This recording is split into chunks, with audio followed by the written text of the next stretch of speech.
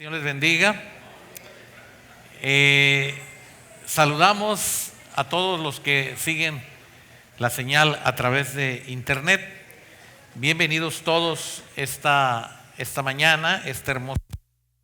Y quiero compartir con ustedes la gratitud de parte del Señor de que estamos en este domingo, después de haber celebrado la cena del Señor el domingo pasado y después de haber recordado la muerte, sepultura y resurrección de nuestro Señor. Así es que estamos contentos esta mañana y yo voy a invitarle a que usted abra su Biblia en Colosenses.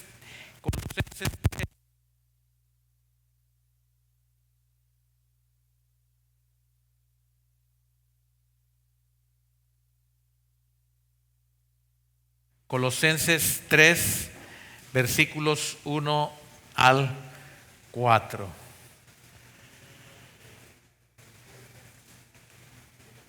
Y voy a invitarle que cuando lo tenga, lea conmigo Colosenses 3, versículos 1 al 4. Colosenses 3, 1 al 4. ¿Ya lo tiene? ¿Qué le parece si leemos? Ok. Leamos entonces estos textos de la palabra de Dios. ¿Qué dicen? Si pues habéis resucitado con Cristo,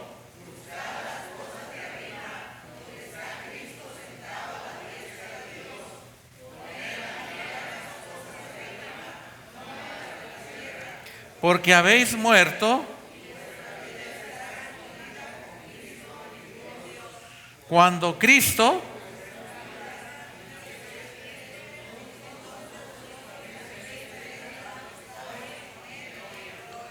pueden tomar su lugar. Que el Señor les bendiga.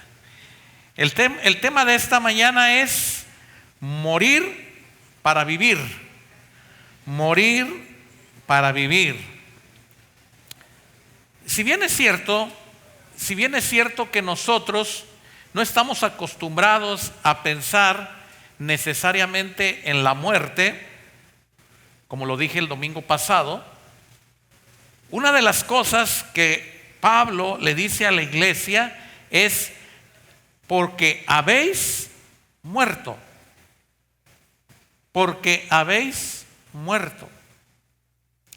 La palabra habéis muerto tiene que ver con un pasado que él mismo le dijo a la iglesia de los Corintios, que si ha nacido usted de nuevo, las cosas viejas ¿qué? Pasaron y fuimos hechos nuevas criaturas. Para poder entender esto tenemos que regresar con Nicodemo y Jesús, aquel pasaje cuando Nicodemo pregunta: ¿y qué es todo esto que tú me dices? Y Jesús le dice: de cierto te digo que el que no naciere de nuevo, y esa parte, nacer de nuevo, tenía que Nicodemo pensar: ¿cómo puedo yo nacer de nuevo? Y se lo pregunta a Jesús. Y Jesús le dice: ¿cómo nacer de nuevo? Y hermanos, no hay otra manera más que hacer morir la vida vieja, hacer morir las cosas del pasado. El momento que le entregamos a Jesús nuestra vida, estamos interpretando a la comunidad, a la familia, a la gente que nos rodea, que estamos crucificándonos juntamente con Cristo. Amén. Con Cristo estoy juntamente crucificado. Ahora, el problema, hermanos, es que algunos se niegan a morir. En días pasados, cuando uno está mirando la televisión, la representación de la muerte de Jesús, muchos lo interpretan de muchas maneras. Pero me viene a la mente un niño llamado Jairo. Jairo venía aquí a la iglesia Y Jairo, en el campamento de niños, su clase representó la muerte de Jesús. Y entonces recuerdo que llega con los soldados romanos, lo acuestan en el piso, simulan que lo clavan en la cruz. Y Jairo, estoy hablando de un niño de 9 años, en un campamento de niños de esta congregación. Y Jairo está ahí y se para haciendo la escena de la crucifixión. Y él voltea para todos lados y pregunta: ¿ya me muero? Y quien estaba dirigiendo esa obra teatral le dice: muérete, muérete. Pero alguien le está diciendo por acá: todavía no, todavía no. Y él está: me muero, no me muero. Y hacía, y luego con el ojo miraba. Y el que lo estaba dirigiendo le decía: muérete, muérete. Y hacía. Y luego levantaba el ojo. Él quería morir, pero quería estar viendo lo que seguía. ¿Me explico? Hermanos, y así hay muchos cristianos. Están crucificados con Cristo, pero no han muerto. Y Pablo le tiene que decir a la iglesia: haced morir. Versículo 5. Quiero que lea conmigo ahora el versículo 5, porque Pablo le dice: yo entiendo que habéis muerto, pero si no habéis muerto, si no has dado ese paso de muerte espiritual, que significa dejar en la tumba la vida vieja, Pablo le dice a la iglesia en el versículo 5. Ahora sí, versículo 5, todos juntos. ¿Qué dice? Haced morir pues.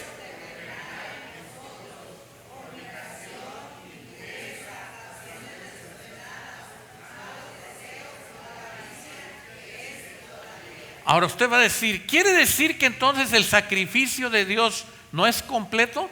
El sacrificio de Dios es uno solo.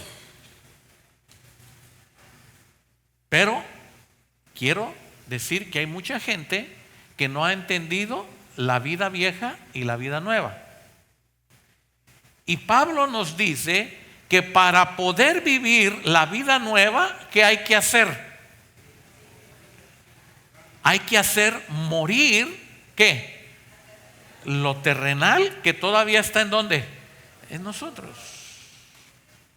Esa parte, hermanos, trae mucha confusión entre los teólogos, porque muchos dicen: es que, pues obviamente que cuando nosotros venimos al Señor, el Señor nos limpia y nos limpia una parte. No, Dios limpia todo. Amén. El problema, ¿cuál es? El problema, hermanos, para nosotros es que muchas veces no entendemos que Dios no nos dijo que la vida vieja hay que guardarla. No. Una de las cosas que les encanta a las personas que almacenan cosas es que guardan cosas viejas por si algún día ¿qué? Entonces usted tiene cosas guardadas viejas, ¿verdad? Ahí está una mesa de 3 patas y le dicen: ¿y por qué guarda esa mesa? Tú no sabes, algún día la vamos a ocupar. Pero ya se le pudrió una pata más, ya nomás tiene 2. ¿Tú qué sabes? ¿Algún día? Va usted a cambiar las llantas a su bicicleta y le dice el bicicletero: ¿va a tirar las llantas? No, me las llevo por si algún día. Y el bicicletero le dice: pero ya la llanta ya no sirve. ¿Usted qué sabe? Algún día. Y mire, es muy común, y no quiero que usted se sienta ofendido. Estoy hablando de la vida cotidiana, ¿verdad? Y usted el refrigerador lo convierte ¿en qué? En bodega. No tire las tortillas, pero tiene una semana. ¿Tú qué sabes? Mira a los niños allá en África, usted saca, ¿verdad? Y tú no sabes. Y guárdalo en el refrigerador. Esa salsa me sirve toda la semana. Guárdalo en el refrigerador. Mira, tú no sabes, lo puedes. Y usted tiene ahí. Y si usted tuviera 3 refrigeradores y la abundancia de la comida, mismos que usted llenado. ¿Sí o no? Y cuando se le descompone el refrigerador, anda usted desesperado. Porque tiene que vivir, ¿qué? Al día. Bueno, el asunto es que Dios no dijo que la vida vieja hay que guardarla. ¿Por qué? Porque Dios sabía en nuestra condición humana que nosotros tendemos mucho a tratar de traer la vida vieja, ¿en dónde? En la vida nueva. ¿Sabe usted qué hace gente en el basurero con lo que usted tira? ¿Qué hace? Es la pepena, ¿sí o no? Y usted de repente ve al de la basura y dice, ay, esas chanclas, yo me acuerdo haberlas tiradas. Él le puso unos alambres, unos tornillos y salió con las chanclas que usted tiró. Resulta que el Señor dice que nosotros, para poder vivir la vida nueva, no tenemos que hacer a un lado la vida vieja. No tenemos que guardar las cosas del pasado. No tenemos que colocar en el pasado, en la historia, nuestra vida vieja. La palabra de Dios dice, haced ¿qué? Morir. Porque si no muere, lo que usted tiene ahí, eso un día lo puede usted destruir. ¿Sí escuchó bien? Eso que usted tiene guardado ahí, lo puede un día destruir, porque no lo ha llevado a la cruz para que sea muerto, sepultado y se quede en la tumba ahí. Lo que usted necesita hacer morir. ¿Qué cosas necesitamos hacer morir? Y Pablo nos habla bien claro y nos dice lo ¿qué? Lo terrenal. Y aquí vamos a comenzar. Acuérdense que el tema de esta mañana es morir para vivir. Hacer morir lo terrenal en nosotros, en vosotros, en ustedes, en mí, significa que nosotros frecuentemente vamos a identificar cosas que nos aparecen, que creímos nosotros haber superado en nuestra vida nueva, y que esas cosas te van a perjudicar en tu vida con Dios, y que cuando tú veas que aparecen esas cosas, inmediatamente tienes que hacerlas ¿qué? Morir. Voy a poner un ejemplo no muy bueno, pero muy real. ¿Alguna vez a usted le pegaron los piojos? Benditos los que nunca han tenido problema de piojos. Y usted traía su melena, el león del parque le quedaba corto, ¿verdad? Usted melenudo.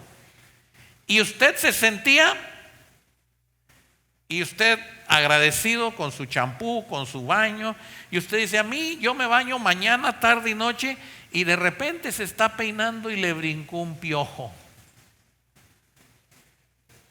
Y yo no conozco un criadero de piojos, ¿verdad que no? O sea, no es que alguien, ay, qué lindo piojito, mira, lleva mi sangre. Como lleva mi sangre, lo voy a guardar. ¡Hey! Tú, Roberto, tráeme una caja. ¿Para qué? Mira, es que este piojo, quiérelo como tu hermano, lleva mi sangre. Se vuelve a peinar y otro. Y usted dice, ay, dos, tráiganme la caja. ¿No le parecería a usted extraño hacer esto con un piojo que sale de la cabeza?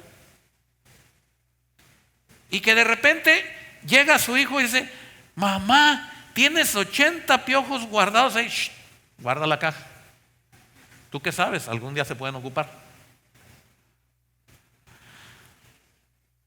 Miren, así como es de ofensivo el tener un piojo en la cabeza, y que usted, que era el más pulcro de toda la familia, y le apareció un piojo, en cuanto usted tiene el piojo lo quisiera destazar, y lo agarra y si no está bien muerto lo machaca con un martillo hasta que se muere el piojo. Muchas veces el cristiano, cuando cree estar puro y vivir una vida de pureza, le va a aparecer algo que es impureza, delante de Dios y que usted lo va a detectar y usted no lo puede dejar con vida. Usted lo tiene que hacer ¿qué? Morir. Haced pues morir lo terrenal. ¿En quién? Ahora, hay una razón por la que tenemos que tener cuidado. Versículo 6. ¿Qué dice? Versículo 6. Cosas por las cuales ¿qué?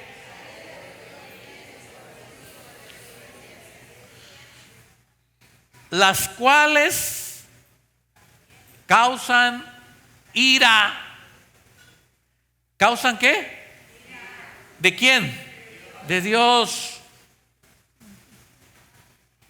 Ayer por la tarde un niño, bueno, un adolescente de 14 años, estábamos en un lugar comiendo y le dice el niño al papá en una charola: mira qué bonito alacrancito. Y lo agarra el papá, la charola, y dice: ah, sí. Al niño se le hizo curioso, le lleva la charolita y le dice: ah, sí, está bien. Y el papá agarra y lo hace, lo voltea. Y el niño dice: papá, el alacrán estaba vivo, ¿no estaba muerto? No. Ah, pues hay que buscarlo para matarlo. Dice el niño: no, ya cuándo lo vamos a alcanzar. Lo echó en el jardín ahí, nomás le volteó. Dice: es que yo pensé que estaba muerto. Hermanos, muchos cristianos somos zarandeados o podemos ser zarandeados porque pensamos que ese mal en nosotros, esa situación extraña en nosotros, creímos que ya estaba muerto. Pero nosotros no lo hicimos morir. Lo zarandeamos, lo atarantamos, lo dejamos ahí, y ese que tú dejaste con vida, después le va a causar ira a Dios. Cosas por las cuales la ira de Dios viene sobre los hijos ¿de qué? De desobediencia. Hermanos, y aparece una palabra clave aquí: quien no haga morir lo terrenal está en desobediencia ¿con quién? Con Dios. Tenemos que hacernos un autoexamen de qué cosas han aparecido o están apareciendo o están saliendo en tu vida, en mi vida, que tú creías que ya estaban muertas, pero que no andaban de parranda, pero estaban en tu mente y en tu corazón. Tú creíste que ya se habían terminado y de repente te aparecieron. Por ejemplo, hay mucha gente que en un momento de coraje le brotan las malas palabras. ¿Cierto o no? Y no es agradable delante de Dios. Hay gente que de repente le brotan los celos con C. Y usted dice: ¿y de dónde me brotaron esos celos? Gente que de repente le brota la ira.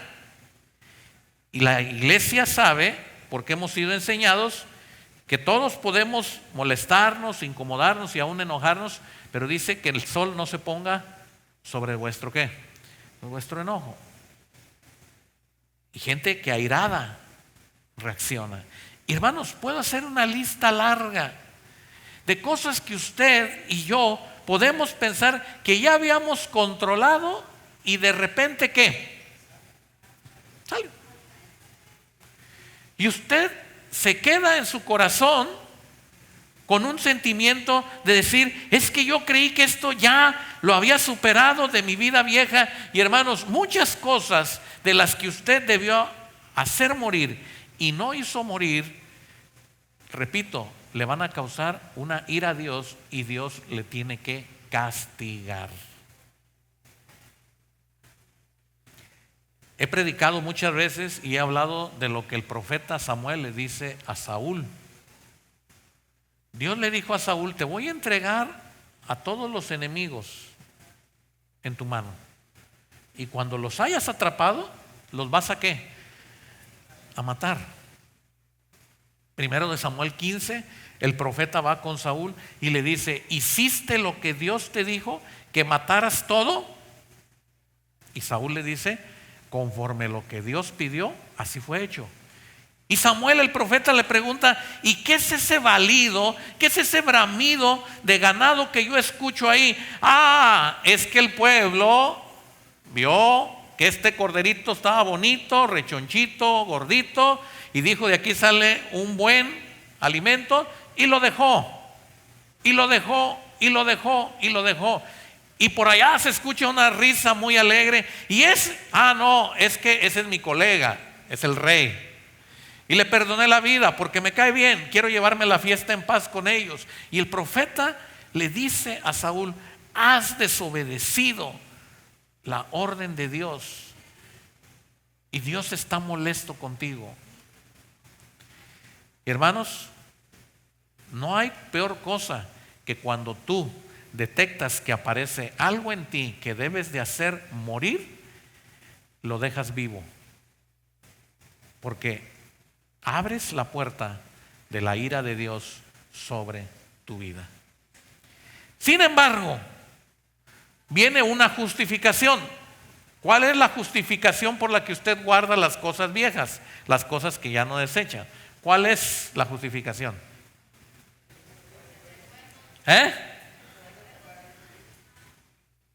Porque resulta, hermanos, que cuando usted lo tiene a la mano, a usted se le hace fácil que tomarlo. Pero cuando usted ya no lo tiene y dice, y aquí me servirían aquellas chanclas que tiré para arreglar estas otras chanclas, pero usted ya las tiró.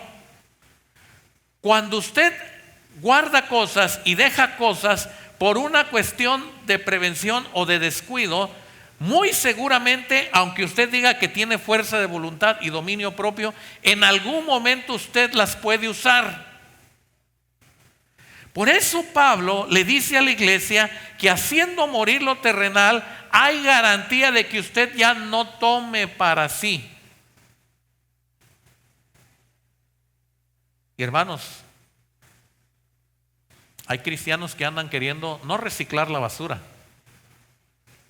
sacar de la basura cosas para usar. Y Dios no nos dice que tenemos que hacer eso. Ni siquiera tenemos que ponerlo en un lugar de desperdicio. Dice aquí que hay que hacerlo morir. Ahora, cuando nosotros hablamos de que llegamos delante de Dios y tenemos que morir o hacer morir las cosas, una vez que identificamos que ya aparecieron, lo más difícil que el cristiano puede llegar a enfrentar es el amor propio por aquellas cosas que debiendo haber dejado ya a un lado, las puso usted o yo como una prioridad y como una necesidad en su vida. Y de repente, hermano, usted ya no distingue que eso que usted está trayendo a su vida ya no le corresponde a su vida nueva, pero usted ya no lo puede distinguir.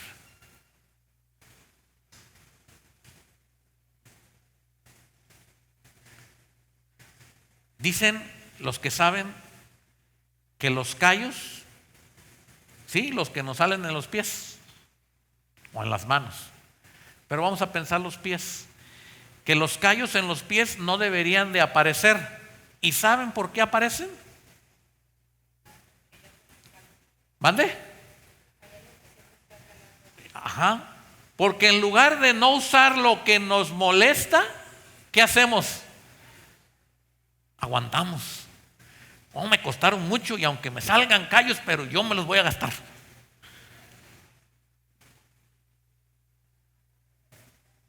Hermanos, hay muchas cosas que usted sabe que le hacen daño y no las desecha, las usa. Y tenemos que tener cuidado. ¿Y por qué tenemos que tener cuidado? ¿Alguien me puede decir?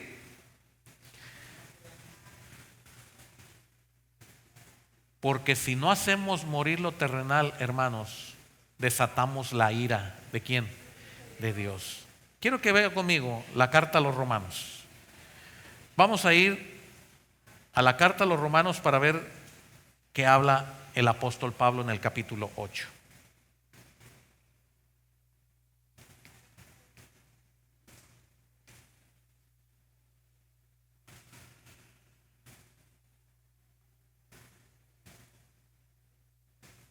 ¿Ya lo tiene?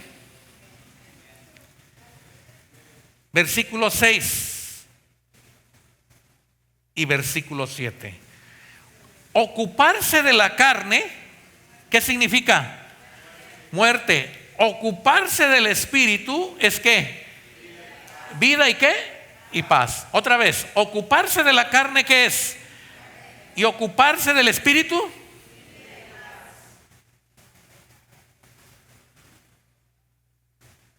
Cuando usted no deja de hacer corajes cada 3 minutos, ¿cómo vive usted? Dice la hermana enojada, pero ya llega un momento en que ya usted donde se pare, ya nadie lo aguanta. Y llega un momento en que usted dice, ahorita ni me hablen porque no me aguanto ni yo mismo. ¿Ha escuchado usted esa frase? No, ¿verdad? Dice, no. Sí, es muy común que la gente diga, no me aguanto ni yo mismo. Bueno, esas personas son las que han decidido ocuparse de las cosas de ¿qué? De la carne. Y son aquellas personas que saben que eso no es bueno, que no deben de actuar así, que no deben de pensar así, que no deben de decir así, pero se ocupan de eso y no pueden dar facilidad para que el Espíritu de Dios se manifieste y te traiga paz. Cuando nosotros nos ocupamos de las cosas que nos aparecen y las dejamos ahí estar y vivir, esas cosas no te van a traer nunca espíritu de paz. Porque Pablo le dice a la iglesia, los que son del Espíritu, los que se ocupan del Espíritu, ellos traen vida y ¿qué? Y paz. Es vida y paz.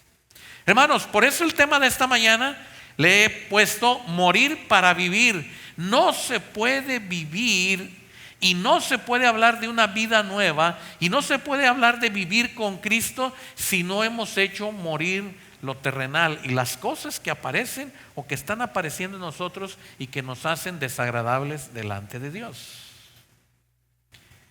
Versículo 7, lea conmigo, versículo 7. ¿Qué dice? Por cuanto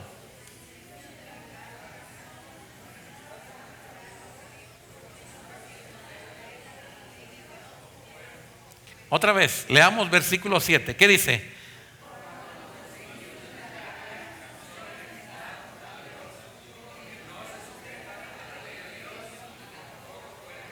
Entonces, hermanos, mire, querer tener, querer conservar las cosas de la carne creyendo que usted las puede controlar es la peor mentira que usted puede creer.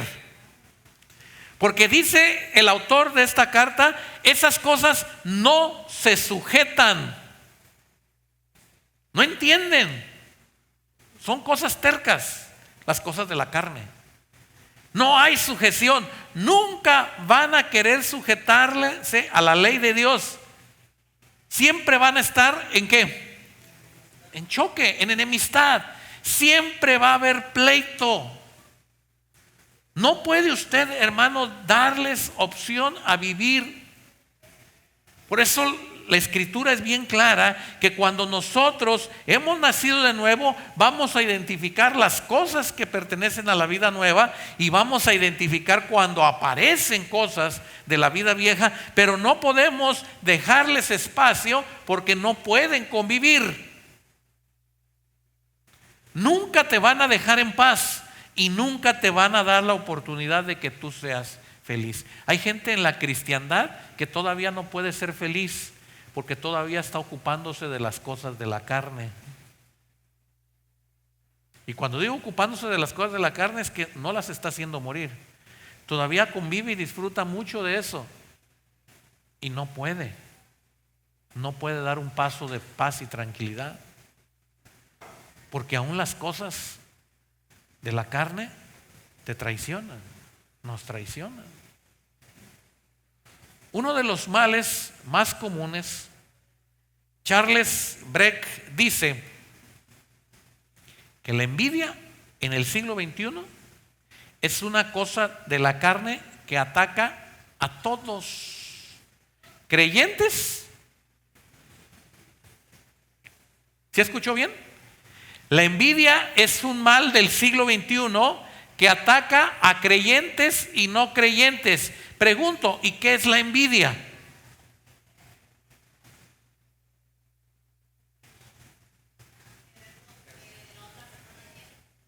Y usted dice, yo llevo 6 meses a dieta y ni 1 gramo he bajado. Y el hermano le pegó gripa y 3 kilos bajó.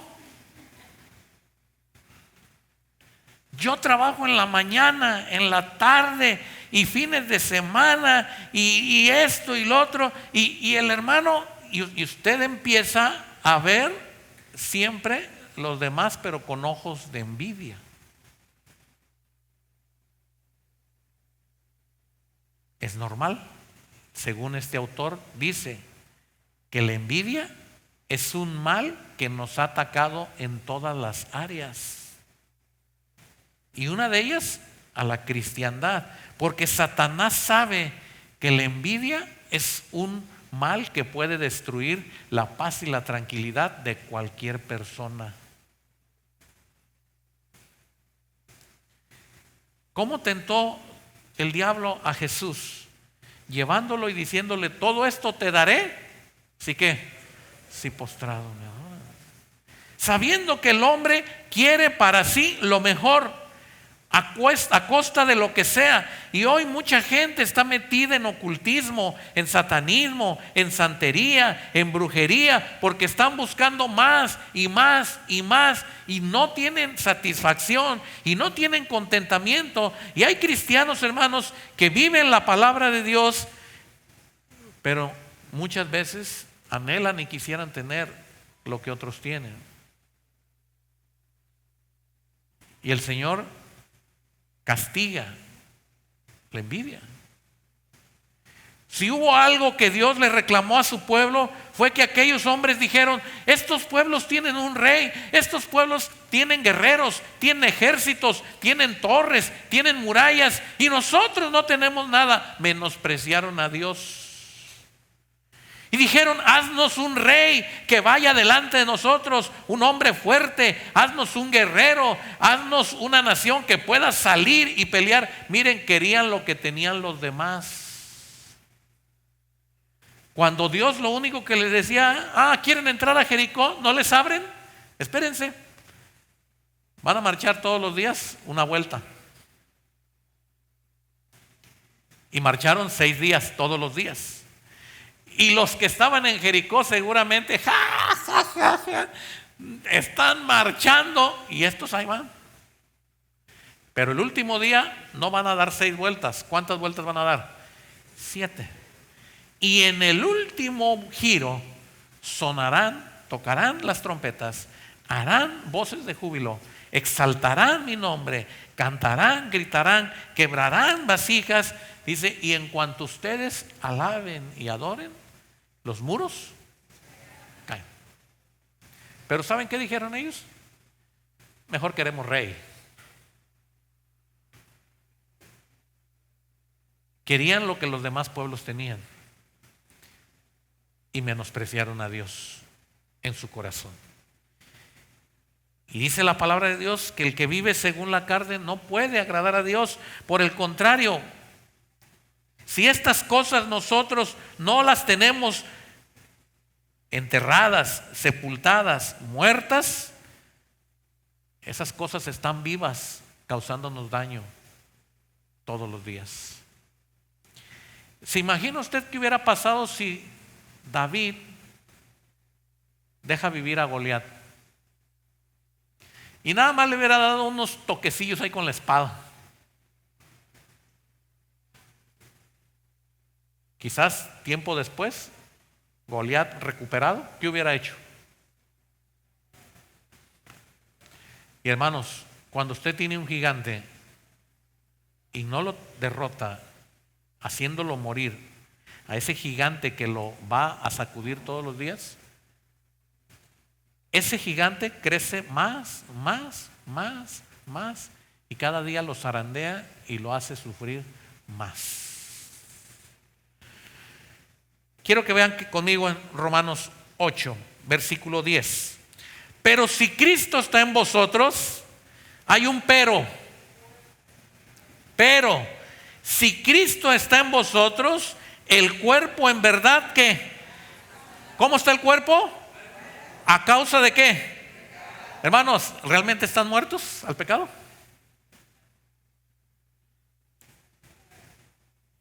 Si realmente, dice Pablo, si realmente tú dices que Cristo está en ti, tu cuerpo debe estar muerto al pecado, mas el espíritu, ¿qué?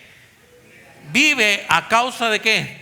De la justicia. Y si el espíritu de aquel que levantó de los muertos a Jesús mora en nosotros, el que le levantó de los muertos a Cristo Jesús vivificará también cuerpos mortales por su espíritu que mora en vosotros. Y aquí viene el punto número 2. Dice Pablo en este juego de palabras, es una carta muy interesante. La carta a los romanos es doctrina y palabra de Dios para nosotros. Pablo le está diciendo a la iglesia, si ustedes dicen que Cristo, el Cristo que murió en la cruz, el Cristo que fue sepultado, el Cristo que murió según los profetas y las escrituras, si ese Cristo está en ustedes, vive en ustedes, eso significa que las cosas de la carne, su cuerpo deben de estar ¿qué? Muertas. Eso es lo que Pablo está diciendo. Yo entiendo que si nosotros podemos decir, yo doy testimonio de que en el año fulano, que en el mes fulano, que tal día entregué mi vida al Señor. Si tú eres capaz de decir eso, entonces se da por entendido que fuiste una persona que decidió morir al pecado para ser resucitado con Cristo. Amén. Eso es lo que Pablo está diciendo. Sin embargo, dice, el Espíritu de Dios debe de morar en nosotros. El Espíritu de Dios debe de vivir.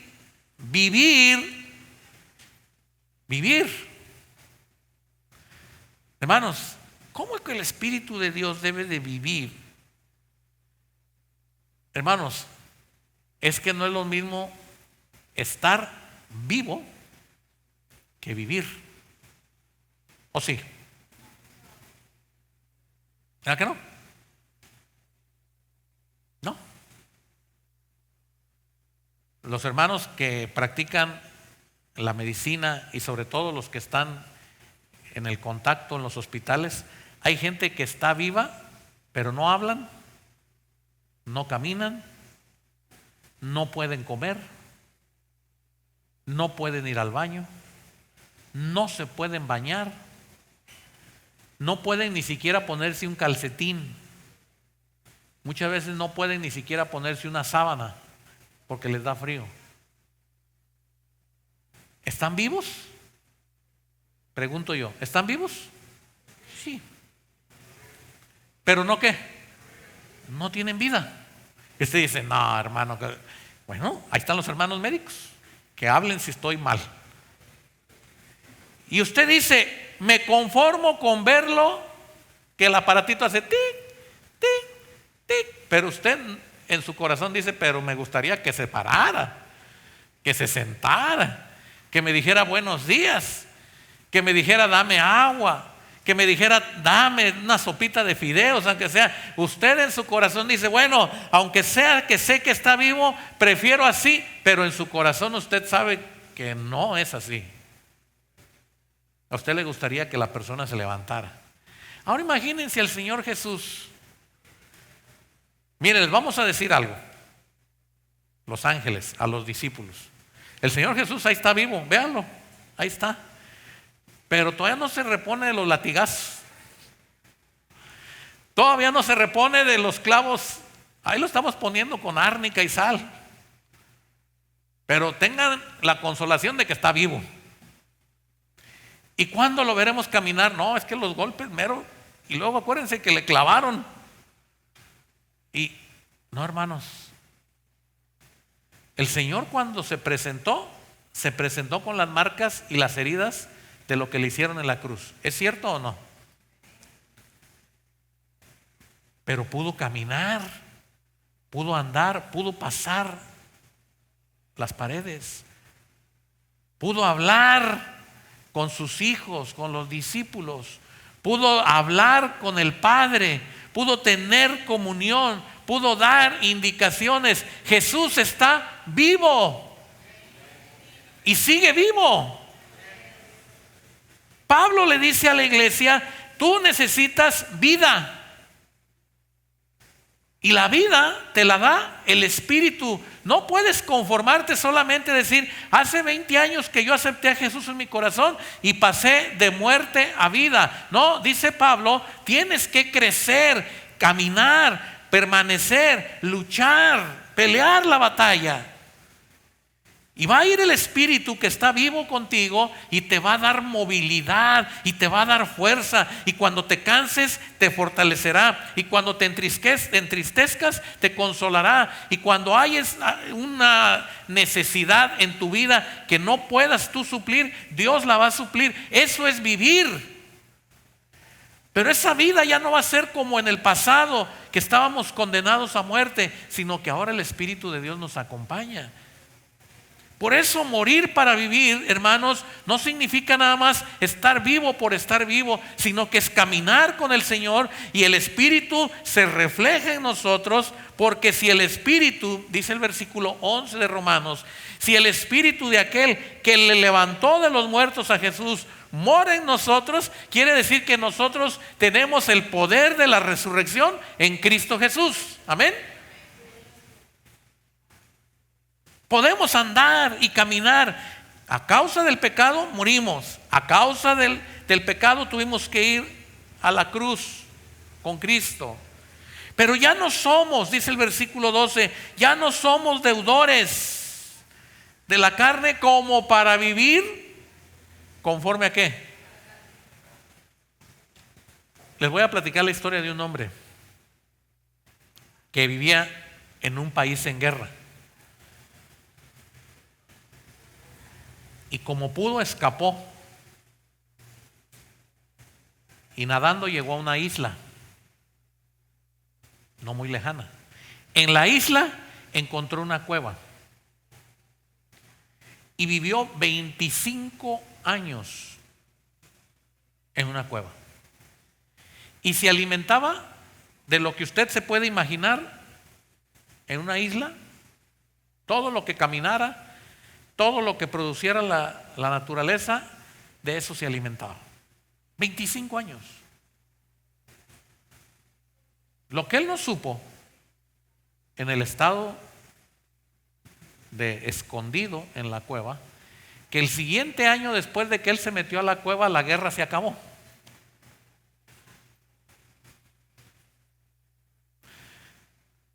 ¿Qué lo hizo vivir 24 años en la cueva? ¿El qué? El miedo.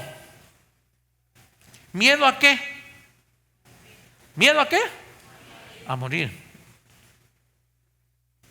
¿Qué paralizó al ejército de Israel cuando Goliat salía a desafiarlos? El miedo. ¿Miedo a qué?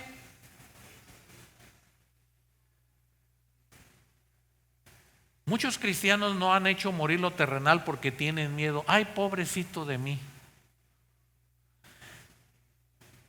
Tanto que me costó cultivar este pecado. Y ahora lo tengo que hacer morir. No, y le invertí. Y usted empieza a sentir cariño por aquello que el Señor le dice: entrégamelo. Si quieres vivir libre y andar en libertad, como yo resucité, tienes que dejar tú las cosas de la carne en la tumba para poder vivir. El que le levantó a Jesús de los muertos te puede levantar a ti, siempre y cuando tú vayas a la cruz y hagas morir lo terrenal. Aquel hombre fue rescatado y dijo: ¿por qué nadie me avisó? Y alguien le dijo: pues amigo, no sabíamos que vivías. Estabas en una cueva. 24 años, hermano, vivió escondiéndose de la guerra. Y muchos de ustedes no pueden justificarse de que no saben, porque la palabra de Dios hoy nos está confrontando y nos está diciendo que si a alguno de nosotros le ha aparecido algo en su vida, hay que hacerlo morir. Versículo 13, Romanos 8:13, lea conmigo. ¿Qué dice? Porque si vivís, mas si por el Espíritu hacéis morir las obras de la carne. Y versículo 14, ¿qué dice? Porque todos los que son guiados.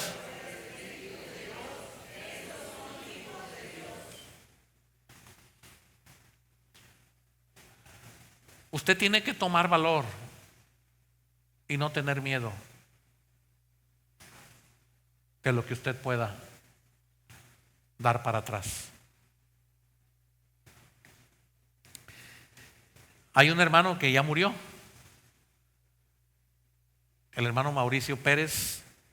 Fue uno de los últimos pastores que tuvo la iglesia bíblica de Querétaro, Vida Nueva, allá en Querétaro. Una de las iglesias que hay allá en Querétaro. Y Mauricio, en su testimonio, él contaba lo siguiente. Dice que cuando su vida de joven había una bebida que se llamaba Brandy Presidente. Salud.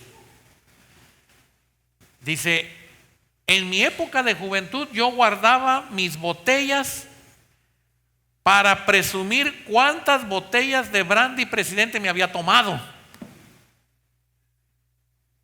Él no quería romper ningún récord, pero las botellas vacías le recordaban que él era experto en consumir alcohol. Me casé y me hice unos compadres buenos para beber. Y dije, estos compadres me van a ayudar a incrementar mi récord. Y no había semana que no nos emborracháramos. Oh, y rápido creció mi almacén de botellas, mis números. Y ya era por cualquier pretexto que nos reuníamos a tomar. Cuando conocí del Señor,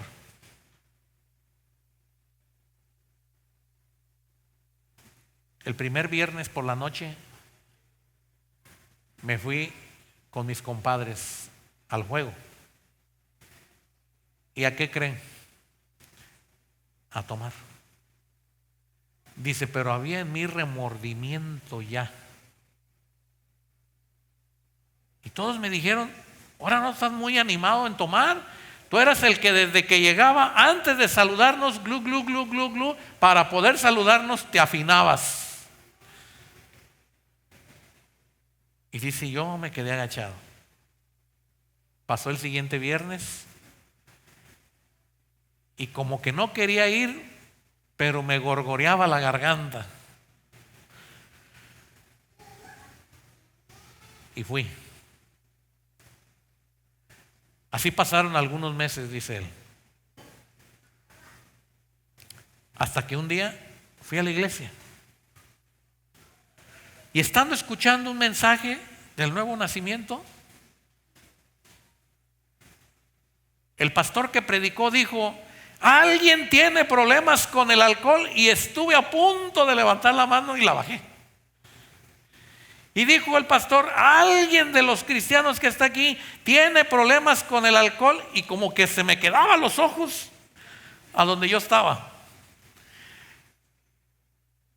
Y dice, le hago una sugerencia o comentario. Estoy seguro que aquellos cristianos que tienen problema con el alcohol es porque todavía la boca, la garganta les saborea. Tómense un vaso de leche. Y yo dije, descansé. Yo dije, ya va a decir el hermano Mauricio. Descansé. Entonces, llegó el próximo viernes y me llevé 1 litro de leche. Y cuando entré a la casa de mis compadres, le di un jalón al litro de leche. Y yo en mi mente creía que la leche tenía superpoderes. Así es que terminé tomando leche con Brandy Presidente.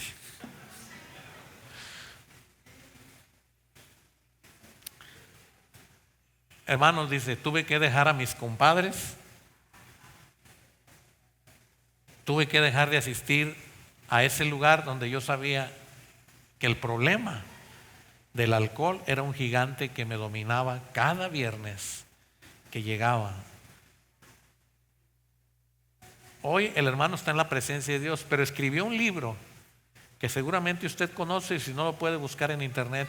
Este libro se llama 12 botellas de leche espiritual. Es un libro hecho para cristianos que han nacido de nuevo. Él decía, porque yo sé lo que es querer vivir la vida que agrada a Dios, pero sé que muchas veces no se puede porque uno todavía disfruta practicar el pecado. Si pues habéis nacido de nuevos, el Espíritu de Dios está en nosotros y las obras de la carne han muerto.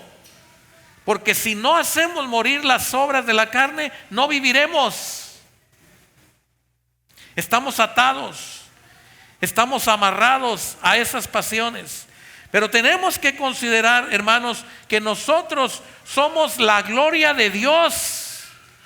Cuando Jesús presenta a ese nuevo creyente, le dice al Padre, este ha muerto al pecado y ahora es vivo para tu gloria, para la gloria tuya. Nosotros somos la gloria de Dios en la tierra y manifestamos que hemos nosotros recibido esta herencia.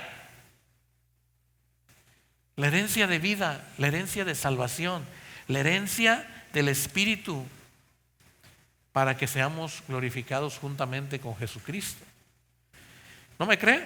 Romanos 8, versículo 17. El 16 dice que el Espíritu da testimonio que nosotros somos hijos de Dios. Pero el 17, leamos todos juntos. ¿Qué dice? Y si hijos,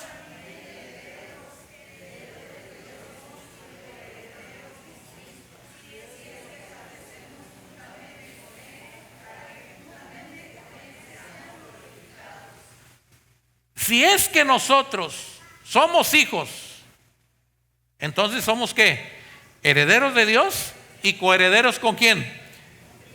Si es que padecemos ¿qué? O sea, no es hermanos minimizar la muerte de Jesús. Si nosotros no padecemos de ir y morir al pecado y hacer morir lo terrenal en nosotros, dice el versículo 17, no podemos ser juntamente con Él glorificados. No podemos. Así es que usted y yo debemos nuevamente de reflexionar y pensar. Todas aquellas cosas que nos aparecen de repente, tenemos que ir a la cruz y llevarlas, haciéndolas morir, sepultándolas. Quiero terminar. Vaya conmigo a Segundo de Reyes, segundo libro de Reyes.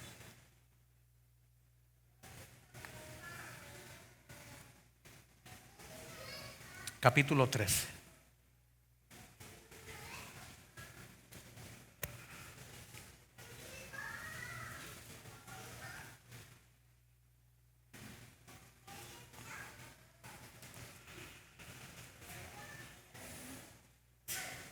Salud. Salud.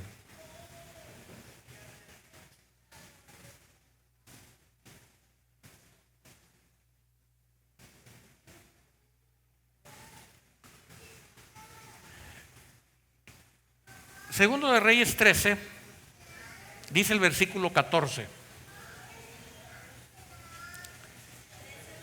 Segundo de Reyes 13, antes del 14, bueno, no tiene más. Segundo de Reyes 13, ¿ya lo tiene? Versículo 14. Estaba Eliseo ¿qué? Enfermo de la enfermedad de que murió. Ahora, está medio raro este comienzo del versículo. Enfermo de la enfermedad de que murió. Bueno, quiero hacerle un paréntesis. Elías fue el hombre de la unción. Y Eliseo le dice al Padre, a nuestro Dios, por medio del profeta Elías, que él quiere tomar el ministerio del profeta Elías. Y Elías le dice, seguramente Dios le pone estas palabras en la boca a Elías para que las ponga en el corazón de Eliseo. Si cuando yo parta de este lugar tú estás presente, tú recibirás ¿qué? Doble de lo que yo he hecho. Doble. ¿Cuánto es doble? Doble. Duplicado. Más. Y Elías, cuando se va caminando con Dios, llega a hacer 7 milagros que están registrados en la Biblia. Si Eliseo es el hombre que ve a Elías y se cumple en él la doble porción, ¿cuánto es el doble para Eliseo de milagros? ¿Cuántos? 14. Entonces, resulta que, hermanos y hermanas, Eliseo muere. Muere cuando ha llegado el milagro número 13.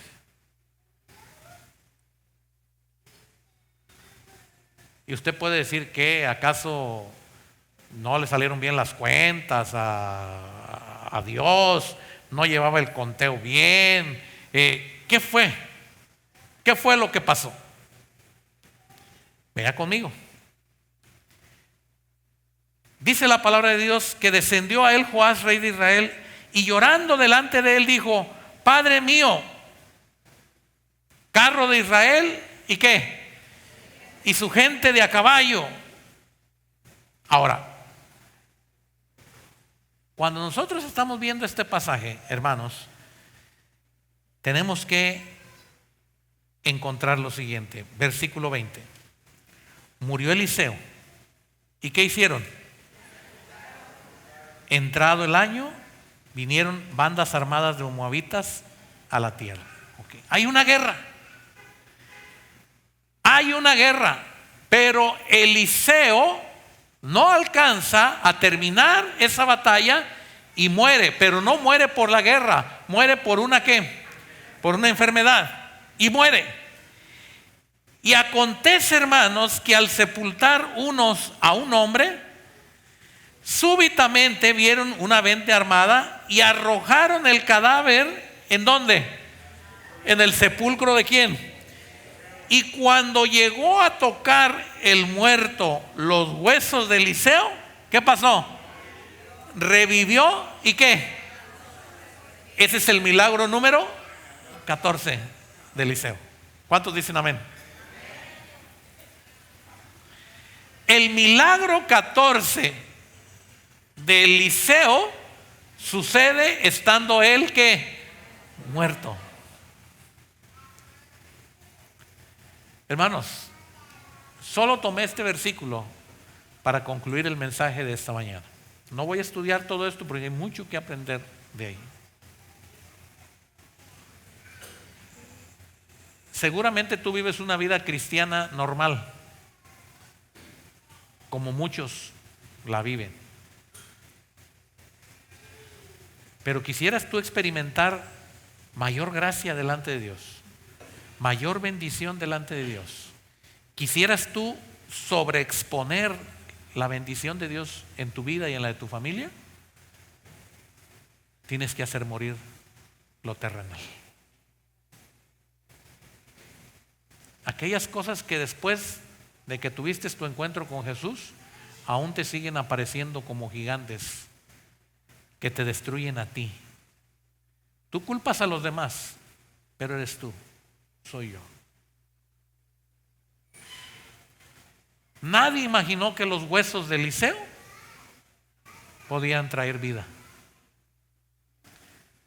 No sabes la bendición que te estás perdiendo si haces morir eso terrenal que tú no has querido llevar a la sepultura y decir, ya no más, muerto al pecado, vivo para Cristo.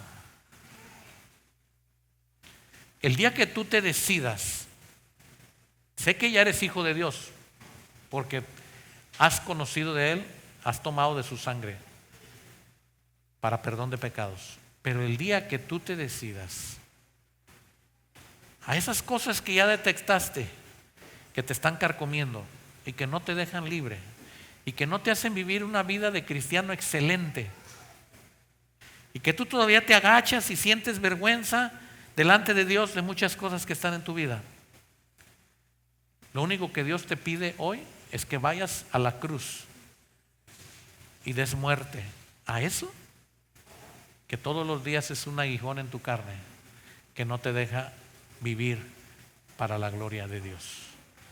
Haciendo esto, vivirás y cosecharás el don y el regalo de Dios para tu vida.